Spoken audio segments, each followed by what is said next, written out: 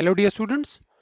बच्चों आज के इस वीडियो सेशन में हम क्लास 10th का जो साइंस का आपका चैप्टर नंबर 7 है, atomic theories and periodic classification of elements, इसका ये हम पार्ट नंबर 5 करने जा रहे हैं। और आज हम बच्चों पढ़ेंगे जनरल जो पीरियोडिक प्रॉपर्टीज होती हैं क्या होती हैं, ठीक है, और किस प्रकार से वो जो प्रॉपर्टीज हैं, पीरियोडिक प्रॉपर्टीज हैं, उनमें ट्रेंड्स देखे जाते हैं। एंड ट्रेंड का मतलब होता है चेंज क्या आता है उनका। जैसे हम अगर पीरियड में हम लेफ्ट से राइट मूव करते हैं एक एलिमेंट से दूसरे एलिमेंट में, तो क्या बदलाव आता है पर्टिकुलर प्रॉपर्टी में। इसी प्रकार से किसी ग्रुप में यदि हम टॉप से डाउन एक एटम से एक एलिमेंट से अगले एलिमेंट में मूव करते हैं, तो what is the change that takes place in this properties, ठीक है कि नहीं। और हमने क्लासिफिकेशन इसी मकसद से किया था ताकि हम क्या है इन प्रॉपर्टीज को स्टडी कर सके। और ये वही प्रॉपर्टीज हैं जो कि किसी भी एलिमेंट की केमिकल प्रॉपर्टीज को भी डिसाइड करती हैं। तो इन्हीं प्रॉपर्टीज को हम पीरियोडिक प्रॉपर्टीज बोलते हैं। तो हमारा क्वेश्चन अगला वही है बच्चों। ये जो आज का टॉपिक होने वाला है, इस पे से नॉर्मली क्वेश्चंस पूछे जाते हैं, छोटे मोटे कहीं से भी खोद के निकाल लेते हैं। तो थोड़ा ध्यान से आप लोग वर्ड टू वर्ड समझना है इसको, ठीक है, तरीके से नोट्स बनाने इसके। ओके जी, चलिए स्टार्ट करते हैं टॉपिक आज का। Give general properties of periodic classification. बच्चों पीरियोडिक क्लासिफिकेशन के अंदर जो मेन मेन प्रॉपर्टीज है एलिमेंट्स की, उनको हमको बताना। तो सबसे पहले बच्चों मैंने इसको तीन तीन पार्ट्स में डिवाइड किया हर एक प्रॉपर्टी को। सबसे पहले मैंने प्रॉपर्टी का डेफिनेशन बताया है, उसके बाद मैंने बताया कि पीरियड के अलोंग, पीरियड मतलब होता है लेफ्ट से राइट, हॉरिजॉन्टल रो होती है ना पीरियड, लेफ्ट से राइट यदि हम मूव करेंगे एक एलिमेंट से नेक्स्ट एलिमेंट में, तो उस प्रॉपर्टी में क्या परिवर्तन आएगा एंड मोर इंपॉर्टेंटली क्यों आएगा। इसी प्रकार से variation in A group, down the group move करते हैं एक एलिमेंट से अगले में, तो उस प्रॉपर्टी में क्या बदलाव आएगा और क्यों बदलाव आएगा। समझ में आ गया। चलिए तो फर्स्ट हम स्टार्ट करते हैं बच्चों। एटॉमिक साइज हमारा पहला इंपॉर्टेंट प्रॉपर्टी है। अब जो वर्ड है वो खुद ही सजेस्ट कर रहा है कि एटॉमिक साइज का मतलब एटम का साइज। और एटम का साइज कैसे पता चलेगा भाई। एटम जो होता है उसके सेंटर पे एक न्यूक्लियस होता है बहुत ही छोटा सा, और न्यूक्लियस के चारों ओर इलेक्ट्रॉन्स रिवॉल्व करते हैं। तो इलेक्ट्रॉन्स अलग अलग गोल गोल ऑर्बिट्स में रिवॉल्व करते हैं। तो जो सबसे बाहर का इलेक्ट्रॉन है, सबसे आउटरमोस्ट ऑर्बिट में जो रिवॉल्व कर रहा है, उस इलेक्ट्रॉन की यदि दूरी हम एटम के न्यूक्लियस से निकाल लें, तो ये एटम का रेडियस हो जाएगा और यही एटम के साइज को हमको इंडिकेट करेगा। So what do you mean by atomic size? It is also known as atomic radius, radius के नाम से भी जान सकते हैं इसको। तो ये जस्ट हमको एटम के साइज के बारे में आइडिया देता है, ठीक है। So what is it? Atomic size, it is the distance of the outermost electron from the nucleus of an atom. Atom के न्यूक्लियस से, जो कि सेंटर में होता है, उससे सबसे बाहर का जो इलेक्ट्रॉन है, जो सबसे आउटरमोस्ट शेल में है, ऑर्बिट में है, उसकी दूरी, ये होता है हमारा एटॉमिक साइज। क्लियर। अभी क्या वेरिएशन इन ए पीरियड बच्चों। अभी एटॉमिक साइज का वेरिएशन पीरियड में और ग्रुप में, इससे पहले कि मैं आपको बताऊं, इससे पहले हम क्या कर लेंगे, थोड़ा सा आपको मैं पीरियोडिक ये जो हमारा पीरियोडिक जो टेबल है हमारी, उसके मैं आपको दर्शन करवा दूं, ठीक है ना। उसके बाद हम लौट के आएंगे वापस variation in period and in A group. ये हमारी पीरियोडिक टेबल है बच्चों, ठीक है। चलिए तो देखिए यहाँ नीचे जो लिखे हैं ये 7 तक नंबर है पीरियड्स है। तो देखो ये फर्स्ट वाला पीरियड है हाइड्रोजन से हीलियम, सेकंड वाला पीरियड है हमारा लिथियम बेरिलियम, फिर boron carbon nitrogen oxygen fluorine neon. Third period हमारा सोडियम से स्टार्ट होकर के आर्गन तक जा रहा है। फोर्थ पीरियड हमारा पोटेशियम से स्टार्ट होकर के क्रिप्टॉन तक जा रहा है। फिफ्थ पीरियड रुबीडियम से स्टार्ट होकर के जिनॉन तक जा रहा है। सिक्स्थ पीरियड सीजियम से लेकर के रेडॉन तक है। सेवंथ पीरियड फ्रेंशियम से लेकर के ओजी तक है 118, ठीक है कि नहीं। चलिए अभी सबसे पहला मैंने बताया एटॉमिक साइज। बच्चों ध्यान देना, किसी भी एलिमेंट में वो जिस पीरियड को बिलोंग करता है उतने ऑर्बिट्स मौजूद हैं। समझ में आ गया। मान लीजिए हाइड्रोजन और हीलियम हमारे फर्स्ट पीरियड के हैं ना, तो इनके चारों ओर एक ही ऑर्बिट होगा। हाइड्रोजन में एक इलेक्ट्रॉन है, बस इसमें 2 इलेक्ट्रॉन है, ठीक है। और ये जो नंबर लिखे हैं ना बच्चों इनके बॉक्सेस के अंदर, ये इनके एटॉमिक नंबर है और यही इनके इलेक्ट्रॉन्स और प्रोटॉन्स की संख्या भी है। तो मान लीजिए ये हमारा पोटेशियम में 19 लिखा है एटॉमिक नंबर, तो 19 इलेक्ट्रॉन्स है इसके पास, 19 इसके पास प्रोटॉन्स है न्यूक्लियस के अंदर। समझ में आ गया। तो 19 इलेक्ट्रॉन्स अलग अलग ऑर्बिट्स में रिवॉल्व कर रहे हैं। तो जो ऑर्बिट की संख्या है बच्चों, ये पीरियड नंबर ही होता है। तो फर्स्ट पीरियड को बिलोंग करने वाले एलिमेंट्स के में एक ही ऑर्बिट होगा जिसमें इलेक्ट्रॉन्स रिवॉल्व करेंगे। सेकंड पीरियड वाले जो एलिमेंट्स है उसमें 2 ऑर्बिट होगा, एक अंदर और एक बाहर। तीसरे पीरियड के जो एलिमेंट्स है उसमें 3 ऑर्बिट्स, चौथे वाले में 4, पांचवें में 5, छठे में 6, सातवें में 7 ऑर्बिट्स होंगे। समझ में आ गया। चलिए तो ऑर्बिट की संख्या पता लग गई। जितने अधिक ऑर्बिट्स उतना ही बड़ा साइज होगा उसका। समझ में आ गया। तो इसलिए अगर हम बच्चों नीचे मूव करते हैं बच्चों, अब जैसे मान लीजिए हाइड्रोजन है, हाइड्रोजन से हम लिथियम आ गए, तो हाइड्रोजन में एक ही ऑर्बिट था, लिथियम में कितने हो गए, 2 ऑर्बिट हो गए। तो एक ऑर्बिट वाले एटम से 2 ऑर्बिट वाला एटम कहीं अधिक बड़ा होगा।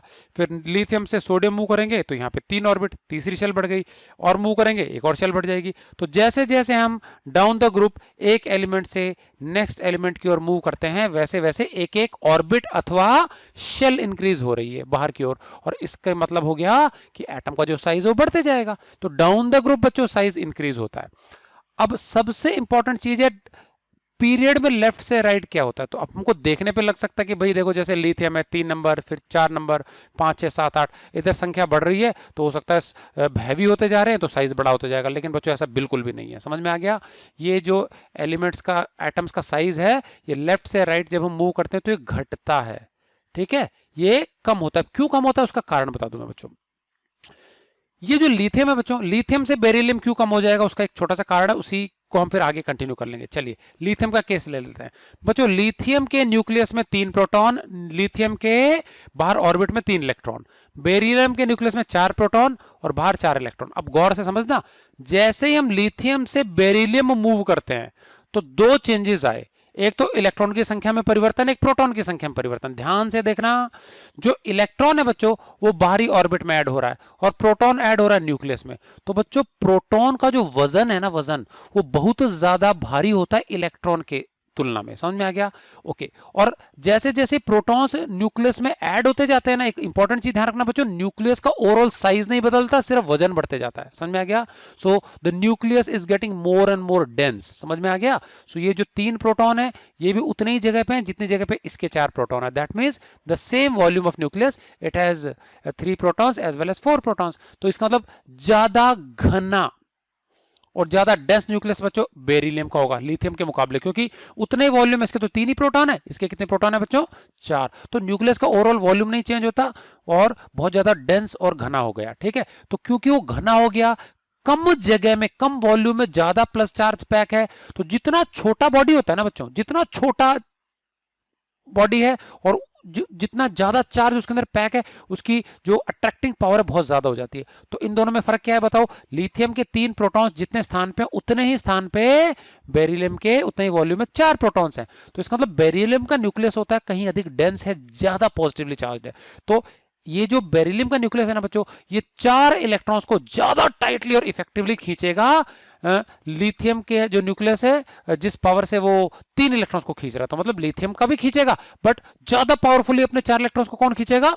बेरिलियम। क्योंकि यहां पे बच्चों जब हम लिथियम से बेरिलियम आते हैं तो इलेक्ट्रॉन तो एक ही बढ़ रहा है, इलेक्ट्रॉन का मास नेग्लिजिबल है, लेकिन प्रोटॉन बहुत ज्यादा भारी बढ़ गया। ठीक है कि नहीं? क्या प्रोटॉन का मास जो होता है वो 1836 इलेक्ट्रॉन्स के बराबर होता है। समझ में आ गया कि नहीं? क्या तो ऑलमोस्ट क्या है, जो हमारा मास है बहुत ज्यादा बढ़ गया। तो एक तरह से हम बोल सकते हैं इफेक्टिव न्यूक्लियर चार्ज डेंसिटी है। इफेक्टिव न्यूक्लियर चार्ज डेंसिटी होता है charge packed in unit volume. तो सेम वॉल्यूम में बच्चों चार्ज बेरिलियम में ज्यादा है, लिथियम में कम है। तो बेरिलियम का न्यूक्लियस कहीं अधिक पावरफुल है लिथियम के न्यूक्लियस से, तो बेरिलियम का न्यूक्लियस अपने 4 इलेक्ट्रॉन्स को मोर टाइटली खींचेगा as compare to the nucleus of the lithium which pulls its 3 electrons with a lesser force। तो कारण ये होगा कि ये बेरिलियम का जो न्यूक्लियस है ज्यादा पावर लगाएगा, ज्यादा फोर्स से खींचेगा, तो वो इलेक्ट्रॉन्स जो होते हैं ना बच्चों चारों, वो थोड़े से सिकुड़ करके नजदीक आ जाएंगे न्यूक्लियस के। तो इसका मतलब सबसे भारी इलेक्ट्रॉन की दूरी जो है ना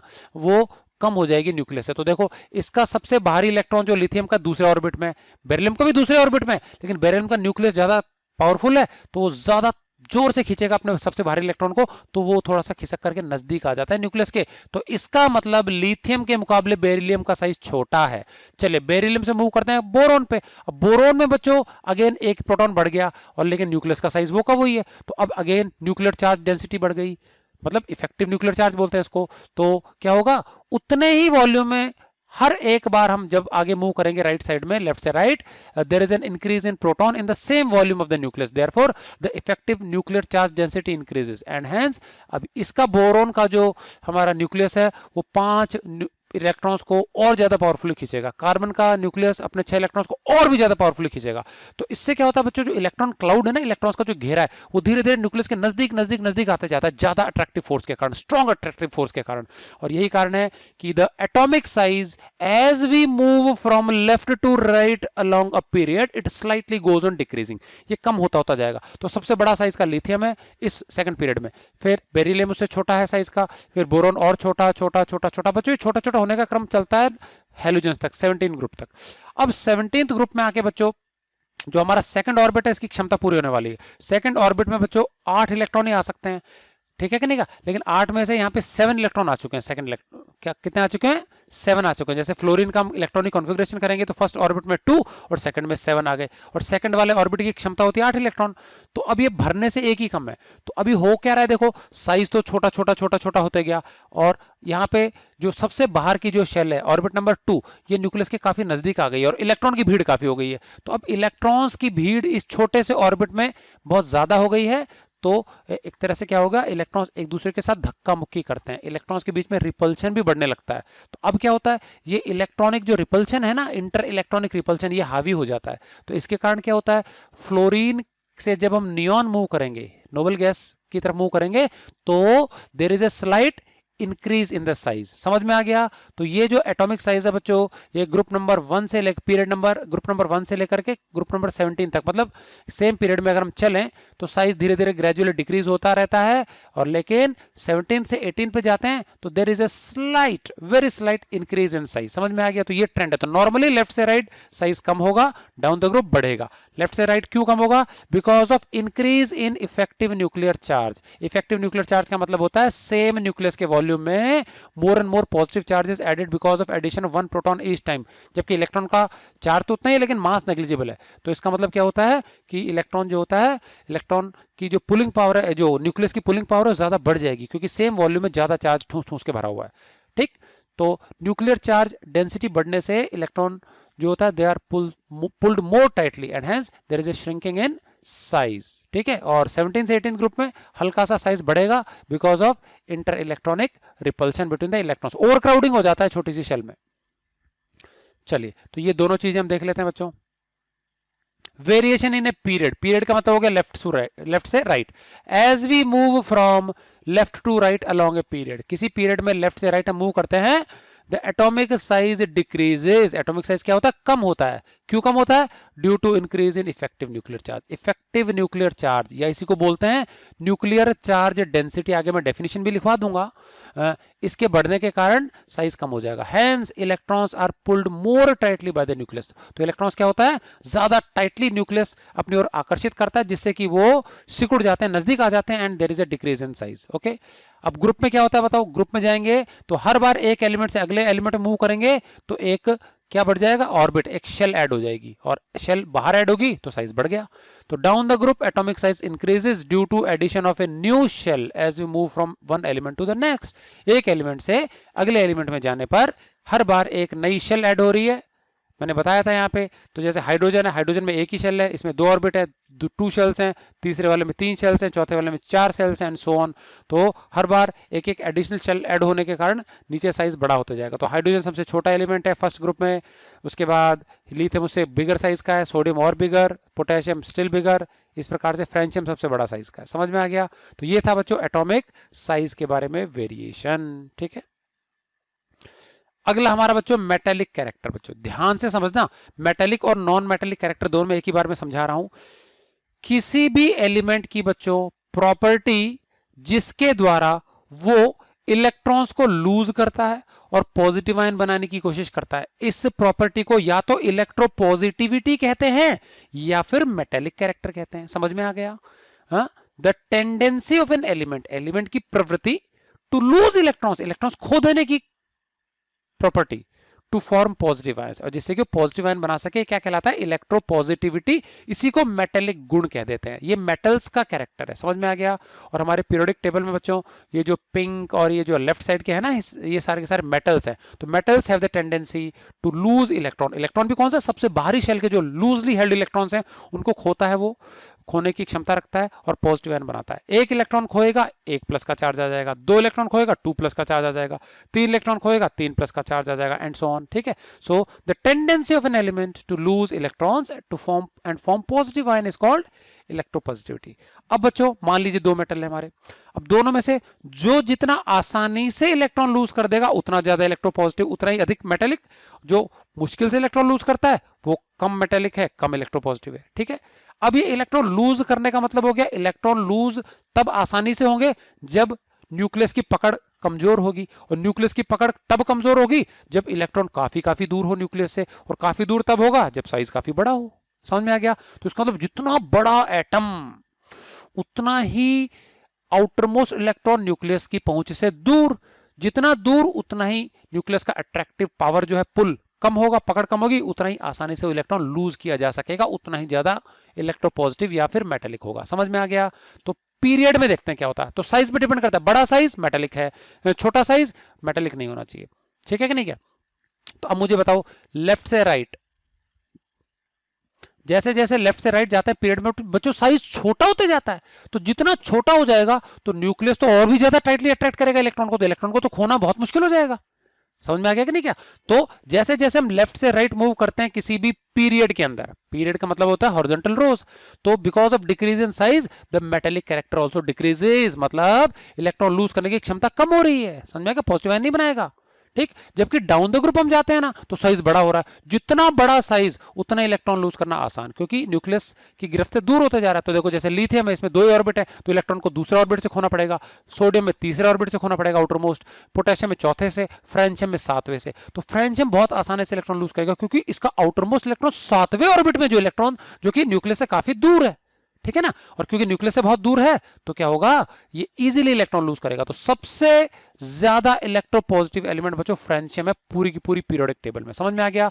लेफ्ट से राइट जाएंगे साइज होगा कम, और साइज कम होगा तो इलेक्ट्रॉन लूज करने की टेंडेंसी कम हो जाएगी। छोटे साइज के एटम इलेक्ट्रॉन गेन अच्छा करते हैं, लूज नहीं कर पाते। ठीक है, न्यूक्लियस करना ही नहीं देगा लूज। जबकि as we move down the group because of increase in size the metallic nature goes on increasing, electropositivity goes on increasing। समझ में आ गया?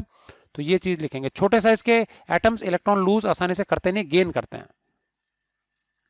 तो बच्चों फ्रेंशियम सबसे मेटेलिक है, मैंने अभी बताया था। ठीक है, तो वेरिएशन इन ए पीरियड, तो from left to right in a period it decreases. समझ में आ गया? मेटेलिक कैरेक्टर कम हो जाएगा। क्यों कम हो जाएगा? Due to decrease in atomic size, size घट रहा है एटम का, because it becomes more difficult to lose electrons for a small atom. जितना एटम का साइज छोटा उतना ही सबसे भारी इलेक्ट्रॉन न्यूक्लियस के बहुत नजदीक होगा, टाइटली पकड़ा जाएगा, टाइटली अट्रैक्ट होगा, and it is difficult to lose that particular electron. जबकि ग्रुप में क्या होगा, down the group the electropositivity increases, जैसे जैसे नीचे जाएंगे तो इलेक्ट्रोपॉजिटिव नेचर क्या होता जाएगा, बढ़ते जाएगा। समझ में आ गया? क्योंकि नीचे जाने से क्या होता है, एटम का साइज बड़ा हो रहा है, तो बड़े एटम जो होते हैं इलेक्ट्रॉन्स को इजीली लूज कर देते हैं, बाहरी शेल लूजली हेल्ड है। ठीक है, तो इस लिहाज से सबसे इलेक्ट्रोपॉजिटिव जो है वो क्या है, फ्रेंशियम है। देखिए पीरियोडिक टेबल में यहां आ जाएगा फ्रेंशियम 7वें पीरियड में सबसे नीचे। ठीक है, और इधर जाएंगे तो साइज छोटा ही होगा। ठीक, चलिए अब नॉन मेटेलिक कैरेक्टर क्या होता होगा बच्चों? तो नॉन मेटेलिक कैरेक्टर होता है tendency of an element to gain electron and form negative ion, electrons को गेन करके नेगेटिव आयन बनाने की जो प्रॉपर्टी है इलेक्ट्रोनेगेटिविटी, ये बिल्कुल पॉजिटिविटी का उल्टा है। अब अच्छे गेनर्स कौन होते हैं? जिनका साइज छोटा होगा, जितना साइज छोटा होगा उतना सबसे बाहर की शेल न्यूक्लियस के नजदीक होगी, नजदीक होगी तो इलेक्ट्रॉन आसानी से खींचे चले आएंगे एटम की ओर, तो गेन करना आसान होगा। समझ में आ गया? तो स्मॉल साइज का जितना एटम होगा उतना बढ़िया इलेक्ट्रॉन गेन कर पाएगा, उतना ही अच्छा वो इलेक्ट्रोनेगेटिविटी होगी, हाई होगी। ठीक है, तो वही नॉन मेटल होगा हमारा। तो non metallic nature is the tendency of an element to gain electron and form negative ion, इसी को हम इलेक्ट्रोनेगेटिविटी भी कहते हैं। तो अब बताइए साइज छोटा होगा तो अच्छा हाई इलेक्ट्रोनेगेटिविटी है, तो लेफ्ट से राइट जाते हैं तो साइज छोटा ही तो होते जाता है, and as the size goes on decreasing the non metallic nature या electronegative nature goes on increasing. समझ में आ गया? तो लेफ्ट से राइट मूव करने से जो हमारा नॉन मेटेलिक नेचर है वो बढ़ते जाएगा। समझ में आ गया? इलेक्ट्रॉन गेन करने की क्षमता बढ़ती जाएगी। तो नॉन मेटेलिक या इलेक्ट्रोनेगेटिव प्रॉपर्टी होती है इलेक्ट्रॉन को गेन करने की क्षमता, नेगेटिव आयन बनाने के लिए। ये देखिए, the tendency of an element to gain electrons and form a negative ion, electron gain करके नेगेटिव आयन बनाने की जो प्रॉपर्टी है उसी को कहते हैं इलेक्ट्रोनेगेटिविटी। समझ में आ गया? ओके, अब पीरियड में मैंने बताया लेफ्ट से राइट जाएंगे पीरियड में तो साइज छोटा होता है, साइज छोटा होगा तो अच्छे गेनर बनेंगे, उनका न्यूक्लियस जो होगा टाइटली खींचेगा इलेक्ट्रॉन्स को, तो there are more chances of gaining electron. तो as you move in a period from left to right the electronegativity goes on decreasing, sorry increasing, electronegativity बढ़ेगी, है ना, इलेक्ट्रॉन पुलिंग पावर बढ़ेगी, ठीक है, इलेक्ट्रॉन गेन करने की, क्योंकि एटम छोटा हो रहा है, छोटा होने से न्यूक्लियस के नजदीक होगा सबसे भारी शेल, तो इलेक्ट्रॉन ज्यादा आसानी से गेन होंगे। तो देखो variation in a period from left to right in a period it increases, electron gain करने की क्षमता बढ़ेगी क्योंकि एटम का साइज छोटा है, तो due to decrease in atomic size, ठीक है। तो लेफ्ट से राइट एटॉमिक साइज कम हो रहा है, कम हो रहा है तो आउटरमोस्ट शेल का इलेक्ट्रॉन जो है न्यूक्लियस के बहुत नजदीक है, electron will pull it even more tightly, तो गेन करना आसान। ग्रुप में जाएंगे तो नीचे जाते वक्त बताओ एटम का साइज बड़ा बड़ा होते जा रहा है, हर बार एक नए शेल ऐड हो रही है, और जितना बड़ा साइज हो जाएगा उतना गेन करना मुश्किल होगा, समझ में आ गया। तो down the group the electronegativity decreases due to increase in atomic size, larger atoms can not gain electrons easily, बड़े साइज के एटम जो होते हैं इलेक्ट्रॉन को आसानी से गेन नहीं कर पाते, उनकी गिरफ्त से काफी दूर होता है, समझ में आ गया। तो अब मुझे बताइए लेफ्ट से राइट जाएंगे तो इलेक्ट्रोनेगेटिविटी बढ़ रही है, तो सबसे छोटा साइज का जो एटम है उसमें इलेक्ट्रोनेगेटिविटी सबसे ज्यादा होगी, तो अगर हम ऊपर से नीचे देखें तो इलेक्ट्रोनेगेटिविटी क्या हो रही है, नीचे की ओर जाएंगे तो कम होती है, इलेक्ट्रॉन अच्छा गेन नहीं करता क्योंकि नीचे साइज बढ़ रहा है, तो सबसे ऊपर ऊपर के सबसे ज्यादा इलेक्ट्रोनेगेटिव है। और सबसे ऊपर वाले में से भी बच्चों अगर हम ऐसे देखें लेफ्ट से राइट तो इलेक्ट्रोनेगेटिविटी राइट साइड में बढ़ेगी क्योंकि साइज छोटा होता जा रहा है। तो फर्स्ट वाला जो पीरियड है बच्चों, अब देखो हाइड्रोजन हमारा इलेक्ट्रोपॉजिटिव, इलेक्ट्रॉन लूज करता है, ठीक है कि नहीं, क्या उसके बाद हीलियम हमारा नोबल गैस है, नोबल गैसेस ना तो इलेक्ट्रोपॉजिटिव होते हैं ना इलेक्ट्रोनेगेटिव होते हैं बच्चों, ना तो उनके पास इलेक्ट्रॉन लूज करने की क्षमता होती है ना गेन करने की। तो ट्रेंड जो हम पढ़ रहे हैं ना बच्चों ये सिर्फ और सिर्फ 17 ग्रुप्स के लिए, ठीक। अब सेकंड पीरियड में देखना लिथियम से जैसे ही हम क्या है फ्लोरीन तक मूव करेंगे ना बच्चों तो साइज घट रहा है, साइज घटने के कारण इलेक्ट्रॉन पुलिंग पावर बढ़ रही है, तो फ्लोरीन सबसे बेस्ट इलेक्ट्रॉन गेनर है और इसके कारण इसकी इलेक्ट्रोनेगेटिविटी सबसे ज्यादा है, समझ में आ गया कि नहीं क्या। तो इलेक्ट्रोनेगेटिविटी फ्लोरीन की ज्यादा होगी, फिर क्लोरीन की साइज बड़ा हो गया थोड़ी सी कम हो जाएगी, ब्रोमीन की और थोड़ा सा बड़ा हो गया साइज और थोड़ी सी कम हो जाएगी। तो जैसे जैसे साइज बड़ा होते जाता है इलेक्ट्रोनेगेटिविटी क्या होती जाती है, घटते जाती है। छोटे साइज में ज्यादा होगी क्योंकि बड़े साइज के एटम्स इलेक्ट्रॉन इजीली गेन करते नहीं है, छोटे साइज के इजीली गेन करते हैं। तो electronegativity of fluorine is more than chlorine, chlorine is more than that of bromine, bromine is more than that of iodine, समझ में आ गया। तो ये था बच्चों क्या पीरियड ऑफ ग्रुप में वेरिएशन, क्लियर है। तो इलेक्ट्रोनेगेटिविटी लेफ्ट से राइट बढ़ेगी, टॉप से डाउन घटेगी, समझ में आ गया। तो सबसे ज्यादा इलेक्ट्रोनेगेटिव हमारा फ्लोरीन है 9 नंबर, ठीक है। The most electronegative elements are halogens, halogens जो 17th ग्रुप है सारे अपने अपने पीरियड में इलेक्ट्रोनेगेटिव है और हेलोजेंस में सबसे इलेक्ट्रोनेगेटिव सबसे टॉप का फ्लोरीन है बच्चों, ठीक है। तो among them fluorine is the most electronegative, ठीक है। चलिए अब ध्यान देना बच्चों अगली दो चीजें आपस में अपोजिट हैं। आयोनाइजेशन पोटेंशियल, पोटेंशियल होता है बच्चों क्षमता और आयोनाइज होना का मतलब होता है आयन बनाने की क्षमता, ठीक है। ध्यान से समझना ये आयोनाइजेशन पोटेंशियल का मतलब बच्चों ऊर्जा होती है, एनर्जी होती है।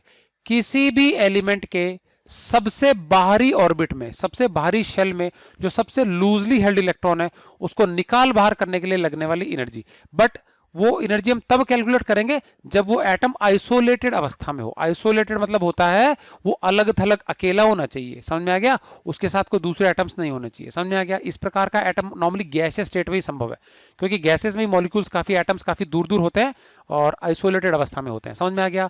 क्योंकि बच्चों अगर मैं एटम्स को बहुत पास पास पास पास ले लूंगा ना तो एक एटम का न्यूक्लियस जो होता है बच्चों न केवल खुद के इलेक्ट्रॉन्स को अट्रैक्ट करता है बल्कि पड़ोसी एटम्स के इलेक्ट्रॉन्स पे भी प्रभाव डालता है, समझ में आ गया। तो मान लीजिए मैं किसी एक एटम से एक बाहर का इलेक्ट्रॉन निकाल रहा हूं तो जो भी एनर्जी खर्च हो जाएगी उसको आयोनाइजेशन पोटेंशियल बोलते हैं। अब मुझे बताइए एक पर्टिकुलर एटम ए है, उसका मेरे को एक इलेक्ट्रॉन निकाल बाहर करना है, जैसे मैं प्रयास कर रहा हूं तो उस एटम ए के अगल बगल में उसी के जैसे बहुत सारे और एटम्स भी होंगे बी सी डी, तो जिस एटम ए में से मैं इलेक्ट्रॉन निकाल रहा हूं उस एटम के अगल बगल में जो दूसरे एटम्स हैं उसके न्यूक्लियाई भी उस इलेक्ट्रॉन को अट्रैक्ट तो करेंगे, थोड़ा बहुत चार्ज है। तो इसका मतलब क्या होगा, हम जो भी एनर्जी निकालेंगे वो अकेले एक एटम के कारण नहीं होगी, सबके कारण होगी, और भी अड़ोसी पड़ोसी एटम का इन्फ्लुएंस होगा, ठीक। तो इसके लिए हमको क्या करना है बच्चों, कोई भी एटम की आयोनाइजेशन पोटेंशियल या आयोनाइजेशन एनर्जी या फिर आयोनाइजेशन एंथैल्पी निकालनी है तो हमको उस एलिमेंट के एक एटम को बिल्कुल दूर अलग अकेले ले आओ, इंडिविजुअल ले आओ, और अकेला एक सिंगल एटम मौजूद हो तो उस अवस्था में उसके सबसे बाहरी शेल से एक इलेक्ट्रॉन को निकालने के लिए लगने वाली एनर्जी कहलाएगी आयोनाइजेशन पोटेंशियल, या फिर आयोनाइजेशन एनर्जी, या फिर आयोनाइजेशन इंथैल्पी। समझ में आ गया? चलिए, the amount of energy required, समझ में आ गया? कितनी एनर्जी खर्च हो जाएगी टू रिमूव एन इलेक्ट्रॉन, एक इलेक्ट्रॉन हटाने के लिए, कहां से? From the outer most shell of an isolated gaseous atom. Isolated मतलब अलग थलग, सेपरेट गैसियस एटम। और एक सिंगल इंडिविजुअल एटम जो होता है वो गैसियस स्टेट में ही होता है। लिक्विड्स में मॉलिक्यूल्स एटम्स पास पास होते हैं, सॉलिड्स में और भी पास होते हैं, गैसेस में काफी दूर दूर अकेले अकेले, ठीक है? तो गैसियस स्टेट में ऐसा संभव है। चलिए, तो मान लीजिए सोडियम का एलिमेंट है, खूब सारे एटम्स होंगे सोडियम के, तो सोडियम के एक एटम को निकाल करके हम वेपर स्टेट में अलग ले गए, और फिर उस एटम के सबसे भारी शेल में से इलेक्ट्रॉन निकाल बाहर करने के लिए जो लगने वाली एनर्जी है वो कहलाएगी आयोनाइजेशन पोटेंशियल सोडियम का, ठीक है ना? चलिए, वेरिएशन इन ए पीरियड। अब बच्चों ये एनर्जी है, तो सीधी बात है, जितना न्यूक्लियस के ज्यादा नजदीक होगा, जितना क्या होगा, न्यूक्लियस के इलेक्ट्रॉन ज्यादा नजदीक होगा, उतना ही टाइटली हेल्ड होगा, तो उतना ही उसको निकालने में जोर आने वाला है। और जो बड़ा साइज का एटम होगा तो उसमें न्यूक्लियस से बहुत दूर होगा आउटर मोस्ट इलेक्ट्रॉन, तो उसको बाहर निकालने के लिए जोर कम आएगा। तो सीधी बात है, छोटे एटम में इलेक्ट्रॉन को निकालने के लिए लगने वाली एनर्जी ज्यादा होगी, और बड़े साइज के एटम में इलेक्ट्रॉन्स को रिमूव करने के लिए एनर्जी क्या होगी? कम होगी। समझ में आ गया? तो आयोनाइजेशन पोटेंशियल स्मॉलर एटम्स के लिए ज्यादा होता है, बिगर एटम्स के लिए क्या होता है? कम होता है। ठीक है कि नहीं? क्या तो देख लेते हैं। अब पीरियड में और ग्रुप में क्या है वेरिएशन? बच्चों, पीरियड में लेफ्ट से राइट जाते हैं तो साइज छोटा होता है, और साइज छोटा होने से आयोनाइजेशन एनर्जी बढ़ती जाएगी। समझ में आ गया? It will become more and more difficult to remove electron, तो ज्यादा एनर्जी खर्च करनी पड़ेगी छोटे साइज के एटम से। भाई एक बड़ा एटम है, अगला छोटा, फिर अगला और छोटा, अगला और छोटा, तो लेफ्ट से राइट हमारा साइज कम होते जा रहा है, और साइज कम होते जा रहा है तो क्या होगा?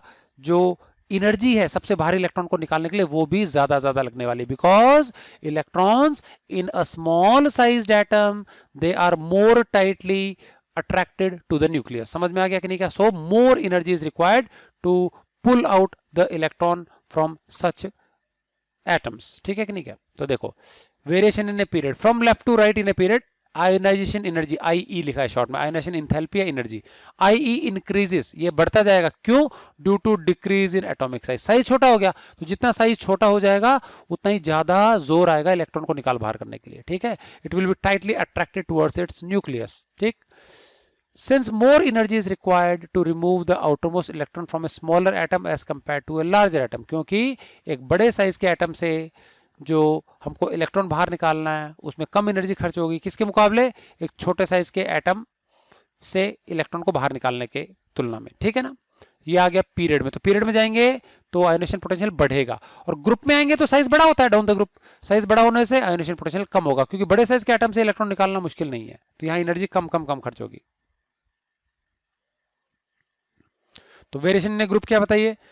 Down the group the ionization energy decreases, नीचे आएंगे तो कम होगी। कम क्यों होगी? Because due to increase in atomic size. हम क्या, नीचे आएंगे तो एटॉमिक साइज बढ़ेगा, और जैसे जैसे साइज बड़ा होता जाएगा तो वैसे वैसे क्या होगा? सबसे बाहर का इलेक्ट्रॉन जो होगा वो लूजली अट्रैक्टेड होगा न्यूक्लियस के द्वारा, सो उसको निकाल बाहर करने में ज्यादा जोर नहीं आएगा, कम एनर्जी लगेगी। समझ में आ गया? तो because less energy is required to remove the outermost electron from the large sized atom, बड़े साइज के एटम से इलेक्ट्रॉन को निकाल बाहर करने के लिए कम एनर्जी खर्च होगी। समझ में आ गया? तो क्या सीखा हमने बच्चों? अगर साइज लेफ्ट से राइट डिक्रीज हो रहा है तो आयोनाइजेशन एनर्जी बढ़ेगी, डाउन द ग्रुप साइज बढ़ रहा है तो आयोनाइजेशन एनर्जी क्या होती जाएगी? कम होती जाएगी। समझ में आ गया कि नहीं? क्या चलिए, अगला हमारा इलेक्ट्रॉन एफिनिटी है बच्चों। ये बिल्कुल उल्टा प्रोसीजर है। अगर किसी एटम के बाहरी शेल से इलेक्ट्रॉन निकालते हैं बाहर तो एनर्जी खर्च होती है, अच्छा डाल दें तो एनर्जी निकलेगी, उल्टा काम। समझ में आ गया? इफ वी ऐड, मान लीजिए एक एटम है, उसके दूसरे ऑर्बिट में एक इलेक्ट्रॉन है, उस इलेक्ट्रॉन को हमने निकाल बाहर किया तो हमारी एनर्जी खर्च होगी 100। अब अगर उसी निकाले हुए इलेक्ट्रॉन को मैं वापस ऐड करूंगा ना एटम के अंदर तो मुझे 100 एनर्जी वापस मिलेगी। समझ में आ गया कि नहीं? गया? तो इलेक्ट्रॉन निकालने के लिए एनर्जी खर्च होती है, ऐड करें तो रिलीज होगी। समझ में आया ना? चलिए, तो इलेक्ट्रॉन एफिनिटी बोलते हैं इस निकलने वाली एनर्जी को। तो ये तब रिलीज होगी जब किसी अलग थलग किए गए आइसोलेटेड गैसेस एटम में हम सबसे भारी शेल में एक इलेक्ट्रॉन ऐड कर दें, तो इलेक्ट्रॉन निकालने के लिए energy will be consumed, spent, electron add करने के लिए energy will be released. The amount of energy released, वो एनर्जी जो कि रिलीज होगी कब? When an electron is added to the outer most shell of an isolated gases atom, जब किसी इलेक्ट्रॉन को हम किसी आइसोलेटेड गैस के जो एटम है उससे क्या करते हैं, एनर्जी उसमें इलेक्ट्रॉन ऐड कर देते हैं, तो जो भी एनर्जी निकलेगी उसी को हम क्या बोलते हैं, इलेक्ट्रॉन एफिनिटी। ठीक, अब इंपॉर्टेंट, अगर किसी छोटे एटम से, समझना ध्यान से, कोई छोटा एटम है और एक बड़ा एटम है, ए हमारा छोटा एटम है, बी हमारा बड़ा एटम है। छोटे एटम जिद्दी होते हैं, इलेक्ट्रॉन्स को टाइटली पकड़ के रखते हैं, तो सबसे भारी इलेक्ट्रॉन को निकालने के लिए हमको एनर्जी लगी सपोज 100, तो उसी इलेक्ट्रॉन को वहीं ऐड कर दूंगा ना वापस उसी ऑर्बिट में, तो 100 ही एनर्जी मुझे वापस मिलेगी, मतलब जितनी एब्जॉर्ब हुई ना उतनी मुझे वापस मिल जाएगी। समझ में आ गया कि नहीं क्या? तो छोटे साइज के एटम में यदि इलेक्ट्रॉन को बाहर निकालने के लिए 100 एनर्जी खर्च हो रही है, तो उसी इलेक्ट्रॉन को वापस सेम ऑर्बिट में ऐड करने पर 100 एनर्जी रिलीज होगी। अब समझते हैं बड़े एटम की बात। अब अगर बड़ा एटम है साइज में, तो बड़ा एटम है तो इलेक्ट्रॉन को निकाल बाहर करने के लिए एनर्जी कम खर्च होगी, तो 100 की जगह मान लीजिए 20 एनर्जी खर्च हो रही है। समझ में आ गया? So only 20 joule energy spent in taking away an electron from the outermost shell of an big atom. तो अगर एनर्जी 20 ही खर्च हो रही है इलेक्ट्रॉन को बाहर निकालने के लिए, तो वही इलेक्ट्रॉन यदि हम वापस ऐड करेंगे तो हमको 20 एनर्जी वापस मिलेगी, जितनी खर्च हुई थी उतनी ही हमको वापस मिलने वाली है। समझ में आ गया कि नहीं क्या? तो इलेक्ट्रॉन एफिनिटी क्लियर है।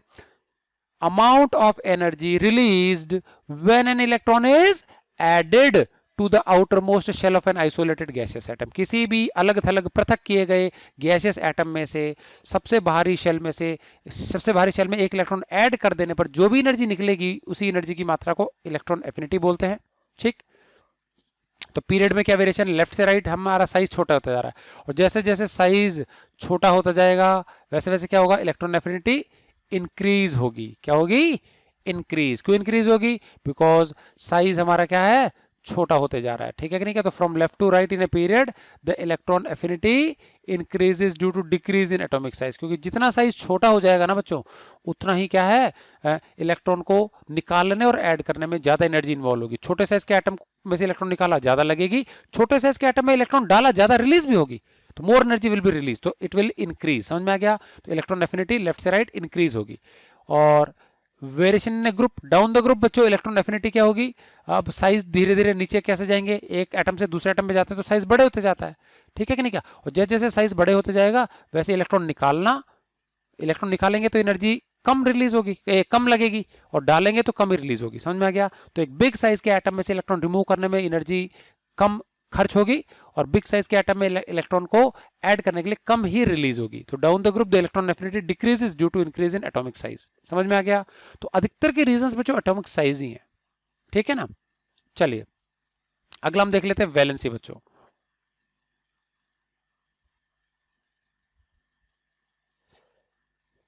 कई बच्चे वैलेंसी को बच्चों ऑक्सीडेशन स्टेट के साथ कंफ्यूज करते हैं, तो ध्यान देना, ऑक्सीडेशन स्टेट जो होता है वो साइन के साथ लिखते हैं, जबकि वैलेंसी साइन के साथ नहीं लिखते। Valency is purely A number, एक एक एलिमेंट की एक से अधिक वैलेंसी भी हो सकती है। चलिए, तो क्या होता है वैलेंसी, मैं पहले वैसे डेफिनेशन में लिखवा चुका हूं जब मैंने रेडॉक्स रिएक्शन पढ़ाया था। ठीक है ना? तो वैलेंसी किसी भी एलिमेंट की कंबाइनिंग कैपेसिटी होती है। इसका मतलब क्या होता है, it is the number of electrons either lost or gained or shared by an atom when it combines with some other similar or dissimilar atom. जब कोई भी एटम खुद के ही जैसे सिमिलर अथवा डिसिमिलर एटम के साथ में या तो इलेक्ट्रॉन क्या कर ले, लूज कर दे, या इलेक्ट्रॉन गेन कर ले, या साझेदारी कर ले, या क्या कर ले, साझेदारी कर ले। तो कितने इलेक्ट्रॉन्स गेन करता है या लूज करता है या शेयर करता है, ये संख्या उसकी वैलेंसी कहलाती है। ठीक है कि नहीं क्या? और ये अलग अलग एलिमेंट के लिए क्या हो सकती है, अलग अलग हो सकती है। ठीक है? So it is different for different elements. ठीक है? तो the combining capacity of an element is called its valency, and it represents the number of electrons lost or gained or shared by an atom when it combines with some other similar or dissimilar atom।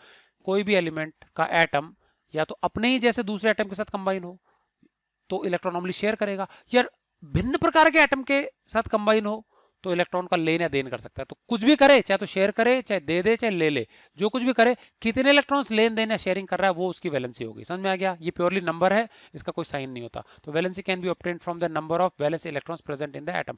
Atom के अंदर outermost shell में कितने electrons हैं उसके आधार पर हम उसकी क्या निकाल सकते हैं, वैलेंसी निकाल सकते हैं। चलिए, ग्रुप नंबर 1 बच्चों, फर्स्ट ग्रुप की वैलेंसी 1 ही होती है क्योंकि इसके आउटरमोस्ट शेल में एक इलेक्ट्रॉन है। सेकंड ग्रुप जो है उसमें आउटरमोस्ट शेल में कितने इलेक्ट्रॉन है, 2 इलेक्ट्रॉन है, उसकी वैलेंसी कितनी है, 2। अब देखना ध्यान से, ये जो नंबर ऑफ वैलेंस इलेक्ट्रॉन्स हैं, सबसे बाहरी शेल के जो इलेक्ट्रॉन्स हैं वो एक एक एक एक बढ़ते जाएगा। फर्स्ट ग्रुप में 1 है, सेकंड ग्रुप में 2 है, तीसरे ग्रुप में 3 इलेक्ट्रॉन्स आउटरमोस्ट शेल में, चौथे ग्रुप में 4 है, पांचवें ग्रुप में 5 है, छठे में 6, सातवें में 7, आठवें में 8।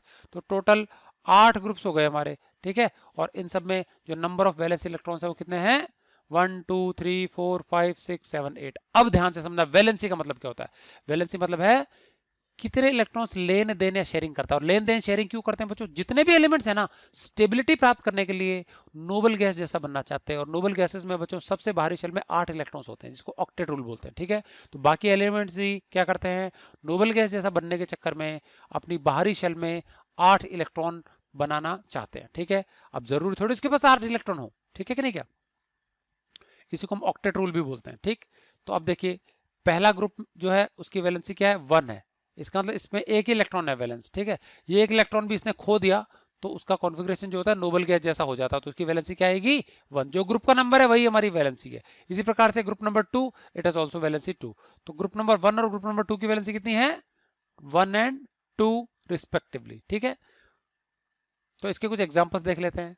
तो फॉर्मूला ऑफ हाइड्राइड, एलिमेंट का हाइड्राइड का फॉर्मूला लिख रहे हैं सबके, ठीक है कि नहीं क्या? तो फर्स्ट ग्रुप के अंदर एलिमेंट आते हैं हमारे हाइड्रोजन, हीलियम, लिथियम, हीलियम नहीं आएगा सॉरी, हाइड्रोजन, फिर lithium, sodium, potassium, rubidium, caesium, francium, ठीक। तो मैंने लिथियम और सोडियम का बना दिया। ये 3 नंबर है, ये 11 नंबर है। तो देखो, लिथियम LiH, सोडियम NaH, इनकी वैलेंसी 1 है। तो लिथियम 1 लेना है और हाइड्रोजन की वैलेंसी भी 1 है, तो ये भी 1 लेना है। तो 1 1 लगाने की जरूरत नहीं है, कैंसिल हो जाएगा। इसी प्रकार से क्या है? सोडियम हाइड्राइड, दोनों की वैलेंसी 1 है, तो Na तो +1 और हाइड्राइड -1। तो इसमें भी क्या है? दोनों की वैलेंसी क्या हो गई? 1 हो गई, तो NaH आ गया, ठीक। तो formula of element oxide, element के ऑक्साइड का फॉर्मूला क्या है? अब ऑक्सीजन की वैलेंसी कितनी होती है? 2। और फर्स्ट ग्रुप के जो एलिमेंट्स है लिथियम, सोडियम, इनकी वैलेंसी 1 है। तो Li और O, ऑक्सीजन की 2 है, लिथियम की 1 है।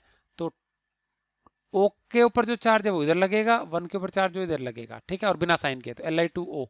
सोडियम ऑक्साइड, सोडियम का चार्ज +1, ऑक्साइड का -2, मतलब सोडियम का +1, ऑक्साइड का -2। तो सोडियम का तो +1 इधर लगेगा, मतलब नहीं लगाना, और ऑक्सीजन का क्या आएगा? -2 इधर लगा देना, ठीक है। तो इस प्रकार से हम सोडियम के ऑक्साइड और लिथियम के ऑक्साइड लिख सकते हैं। तो फॉर्मूले ऑफ हाइड्राइड ये। तो इनमें क्या है बच्चों? जो हाइड्राइड्स हैं उसमें जो ग्रुप नंबर 1 है उसके एलिमेंट्स है लिथियम, सोडियम, लिथियम, सोडियम, इन दोनों की वैलेंसी कितनी कितनी है? 1 1। फिर ग्रुप नंबर 2 पे आ गए, तो यहाँ पे बाहरी शेल 2 ऑर्बिट्स हैं, और दूसरे ऑर्बिट में कितने इलेक्ट्रॉन्स है टोटल?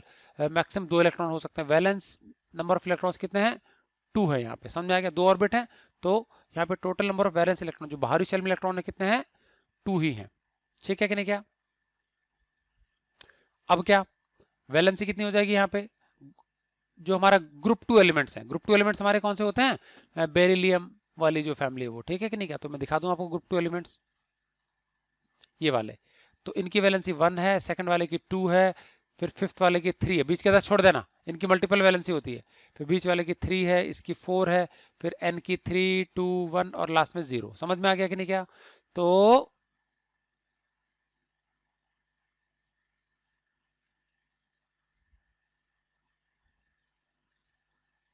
चलिए, तो क्या है बताइए? Group number 2, beryllium, magnesium, strontium, barium, radium, इनकी वैलेंसी 2 है। आउटोमोशेल में 2 इलेक्ट्रॉन्स हैं, ठीक है कि नहीं? तो वैलेंसी कितनी हो गई इनकी? 2 हो गई, ठीक। तो इसके कुछ एग्जांपल्स हमारे हाइड्राइड्स के और ऑक्साइड्स के। हाइड्राइड है BeS2 MgS2, ऑक्साइड है BeO एंड MgO, ठीक। चलिए, उसके बाद ग्रुप नंबर 13, बीच के जो डी ब्लॉक एलिमेंट्स हैं उनकी हम वैलेंसीज नहीं चेक करते, उनकी मल्टीपल वैलेंसीज होती हैं, उनकी मल्टीपल वैलेंसीज होती हैं, ठीक है, एक से अधिक वैलेंसीज है। तो हम सिर्फ और सिर्फ जो रिप्रेजेंटेटिव एलिमेंट्स होते हैं ना बच्चों, देखो ऊपर लिखा मैंने टाइटल, वैलेंसी ऑफ रिप्रेजेंटेटिव। तो शुरू के 2 जो ग्रुप्स हमारे फर्स्ट और सेकंड S ब्लॉक, ये दोनों, और फिर 13 से 18 P ब्लॉक, ये 6 हैं, इनकी वैलेंसी चेक करते हैं हम, ठीक है कि नहीं क्या? डी ब्लॉक की मल्टीपल वैलेंसीज होती हैं, मैं प्रॉपर्टीज में भी लिखवा चुका हूँ। तो जो हमारा ग्रुप नंबर 13 है बच्चों, इसकी वैलेंसी क्या आएगी? 3 आएगी। इसकी वैलेंसी क्या आएगी? 3 आएगी। तो हाइड्राइड का फॉर्मूला BH3 AlH3, ऑक्साइड का फॉर्मूला अब 3 है, ऑक्सीजन का तो 2 होता है, इसका 3, तो 2 इधर आ जाएगा, 3 इधर आ जाएगा। एल्यूमिनियम का भी ऐसी 2 इधर ऑक्सीजन का, और 3 एल्यूमिनियम का चार्ज है, तो ये 3 इधर आ जाएगा। तो Al2O3 B2O3, समझ में आ गया? ग्रुप नंबर 14 की वैलेंसी 4 है, कार्बन फैमिली है, तो इसका हाइड्राइड SiH4 CH4 और ऑक्साइड SiO2 CO2। ठीक, उसके बाद बच्चों ग्रुप नंबर 15 जो है इसकी डबल डबल वैलेंसी, आगे सबकी डबल डबल वैलेंसी है, 15 16 17। 18 ग्रुप की कोई वैलेंसी होती नहीं, नोबल गैसेस, क्योंकि ना तो इलेक्ट्रॉन देती हैं ना ये इलेक्ट्रॉन लेती है, ना ये शेयर करके कोई मॉलिक्यूल बनाती है, कंपाउंड नहीं बनाती, कुछ नहीं बनाती, तो इनकी वैलेंसी जीरो। अब रहेगी 16 और 17 की बच्चों, और 15 की। 15th ग्रुप की वैलेंसी बच्चों कितनी है? 3b और 5b है। मतलब ये बच्चों 3 इलेक्ट्रॉन खो भी सकता है और ये 5 इलेक्ट्रॉन ले भी सकता है। तो देखते हैं ग्रुप नंबर 15 कौन सा है हमारा। ये देखिए बच्चों, नाइट्रोजन फैमिली, ये है ग्रुप नंबर 15। ठीक है, अब अगर इसको 3 इलेक्ट्रॉन मिल जाते हैं तो देखो ये 1 2 3 नियोन जैसा बन जाएगा। फिर फास्फोरस को 3 इलेक्ट्रॉन मिले तो ये आर्गन जैसा बन जाएगा। एस, ये क्या, आर्सेनिक को 3 इलेक्ट्रॉन मिले तो ये क्या बन जाएगा? क्रिप्टॉन जैसा बन जाएगा। Sb, स्टर्बियम को 3 इलेक्ट्रॉन मिले तो जिनोन जैसा बन जाएगा। बिस्मथ को 3 इलेक्ट्रॉन मिले, रेडॉन जैसा बन जाएगा। मतलब समझ आ गया कि नहीं? क्या तो क्या है, वैलेंसी एक तो 3 होगी, और अगर 5 इलेक्ट्रॉन खो दिए बच्चों तो भी ये नोबल गैस जैसा बन रहा है। अब जैसे नाइट्रोजन का एटॉमिक नंबर 7 है, 5 खो दो तो 5 जाने पर 2 बचेगा, तो 2 मतलब हीलियम जैसा बन रहा है। फॉस्फोरस एटॉमिक नंबर इसका 15 है, 5 इलेक्ट्रॉन इसके क्या कर दे, खो दे, तो 10 आएगा, 10 मतलब नियोन जैसा बन जाएगा। AS के 5 इलेक्ट्रॉन खो जाए तो क्या आएगा? इसके तो 5 नहीं आएंगे, इसमें तो बहुत ज्यादा आएंगे। ठीक है, तो सिर्फ इन दो की ही है। ठीक है, नीचे वाला अलग कलर से दिखाया गया, तो नाइट्रोजन और फॉस्फोरस। ऐसी हमारा जो आगे ऑक्सीजन, सल्फर और सेलेनियम है, इनकी वैलेंसी क्या आएगी? इनकी आएगी 2b और 6b है, क्योंकि 2 इलेक्ट्रॉन ले भी सकते हैं और 6 इलेक्ट्रॉन खो भी सकते हैं। ऑक्सीजन 6 इलेक्ट्रॉन खो देगा तो 2 ही बचेंगे, तो हीलियम जैसा बन गया। सल्फर है 6 इलेक्ट्रॉन खो देगा तो 10 बचेगा, नियोन जैसा बन गया। समझ में आ गया? तो डबल डबल वैलेंसीज है इनकी। इसी प्रकार से जो हेलोजेंस है वो इलेक्ट्रॉन, एक इलेक्ट्रॉन गेन भी कर सकता है, 7 ये शेयर या लूज भी कर सकते हैं। समझ में आ गया? तो इसकी वैलेंसी 1 और 7। तो यहां से ध्यान रखना है बच्चों, कहां से? कार्बन की वैलेंसी 4, फिर नाइट्रोजन की 3 और 5, नाइट्रोजन फैमिली। ऑक्सीजन की 2 एंड 6 और इसकी 1 एंड 7। समझ में आ गया? ये देखिए, तो सबके एग्जांपल्स हैं हमारे पास। ठीक है ना? तो ग्रुप नंबर 15 जो है नाइट्रोजन फैमिली, वैलेंसी 3 भी हो सकती है, 5 भी। 3 इलेक्ट्रॉन ले भी सकते हैं, 5 दे भी सकते हैं। तो 3 होती है तो PS3 इसका एग्जांपल है, NH3 हाइड्राइड का, और ऑक्साइड का P2O5 P2O3, phosphorus trioxide and phosphorus pentoxide. ठीक है, तो ये हमारा है ग्रुप नंबर 15। ग्रुप नंबर 16 में बच्चों वैलेंसी कितनी होनी चाहिए हमारी? 6 भी होनी चाहिए, 2 भी। 2 इलेक्ट्रॉन गेन करने से नोबल गैस जैसा बन जाएगा, और 6 इलेक्ट्रॉन लूज कर दिए तो भी नोबल गैस जैसा बन जाएगा। जो अच्छा लगे हम वो वैलेंसी यहाँ यूज कर सकते हैं। तो अलग अलग वैलेंसी के हिसाब से अलग अलग कंपाउंड होंगे। H2S हाइड्रोजन सल्फाइड, बच्चों यहाँ पे वैलेंसी सल्फर की 2 है। H2O ऑक्सीजन की वैलेंसी 2 है। ठीक है कि नहीं? क्या SO3 यहाँ पे वैलेंसी बच्चों 6 है, सल्फर की वैलेंसी कितनी है? 6 है। तो अलग अलग जगह पे अलग अलग वैलेंसी। चलिए, ग्रुप नंबर 17 जो है हमारा हेलोजन है, इसकी वैलेंसी 1 भी हो सकती है, एक इलेक्ट्रॉन ऐड होते ही नोबल गैस जैसा बन जाएगा, और 7 इलेक्ट्रॉन लूज कर दे या शेयरिंग कर ले तो भी क्या है, ये मॉलिक्यूल्स बना लेता है। ठीक है, तो इसकी वैलेंसी 1 भी है। तो 7 जो होती है रेयर केसेस में होती है, नॉर्मली इसकी 1 ही है। नॉन मेटल के साथ 1 है, और जो हमारा मेटल्स के साथ अगर कंपाउंड बनाएगा तो वैलेंसी 1 है, और नॉन मेटल के साथ क्लोरीन बनाएगा तो क्या है? 7 है। जैसे NaCl है, Na मेटल है, तो Na के साथ तो वैलेंसी हेलोजन की 1 होगी। और मान लीजिए हेलोजन ने हेलोजन के साथ ही कंपाउंड बना देते हैं, हेलोजन ने नॉन मेटल के साथ बना दिया, तो फिर इसकी वैलेंसी क्या होगी? 7 भी हो सकती है। ठीक है ना? तो बच्चों इसके एग्जांपल्स हमारे ये रहे, SO3 इसका Cl2O7। ठीक है, तो ये कुछ हमारे क्या एग्जांपल्स हो गए आपके हाइड्राइड के और एलिमेंट के ऑक्साइड के। ठीक है, तो बच्चों ये थी हमारी पीरियोडिक प्रॉपर्टीज, और इसमें ट्रेंड्स, कैसे कैसे प्रॉपर्टीज बदलती हैं और क्या इसमें पीरियड और ग्रुप में परिवर्तन आता है। ठीक है, और इसके बाद बच्चों हमको कुछ छोटी मोटी डेफिनेशंस करनी है। ये 2-3 डेफिनेशंस करेंगे हम नेक्स्ट पार्ट में। कोवलेंट रेडियस क्या होता है, वेंडर वॉल्स रेडियस क्या होता है, एंड मेटेलिक रेडियस क्या होता है, डायग्राम के साथ में देखेंगे। और फिर छोटे मोटे 2-4 क्वेश्चन और रह जाएंगे आपके। सो ये चैप्टर आपका नेक्स्ट पार्ट में फिनिश हो जाएगा। सो इसको आप अच्छे से समझ के नोट कर लेंगे बच्चों। कई बच्चों ने पूछा था कि पीरियोडिक टेबल बनानी है कि नहीं बनानी, रटनी है कि नहीं बननी है। तो अब बच्चों आपको ना तो उसको रटनी है ना उसको बनानी है, आपको समझाने के लिए आपको बेसिक वहाँ दिया गया है।